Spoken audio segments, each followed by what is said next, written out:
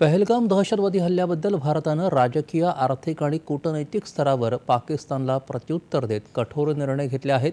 भारतानं सिंधू जलकरार स्थगित केला असून पाकिस्तानी नागरिकांना भारताचा व्हिसा बंदी, भारतातल्या पाकिस्तानी उच्चायुक्तांवर कारवाई अंतर्गत आयुक्तालयातल्या संरक्षण, नौदल आणि हवाई दल सल्लागारांनी एका आठवड्याच्या आत भारत सोडून जाण्याचे निर्देश, तर इस्लामाबादमधल्या भारतीय उच्चायुक्तालयातल्या सर्व अधिकाऱ्यांना भारतात परत बोलवण्याचा निर्णय घेण्यात आला आहे. सरकारनं तीनही सैन्य दलांना दक्ष राहण्याच्या सूचना दिल्या आहेत.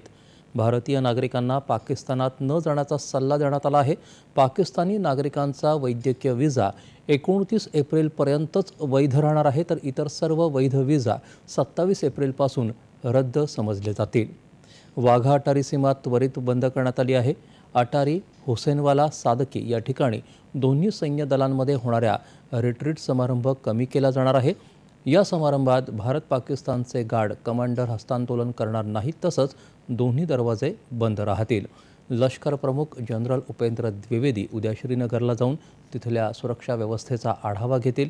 यावेळी जम्मू काश्मीरमध्ये तैनात असलेले अधिकारी द्विवेदी यांना नियंत्रण रेषा आणि काश्मीर खोऱ्यात सुरू असलेल्या दहशतवाद विरोधी अभियानाची माहिती देतील.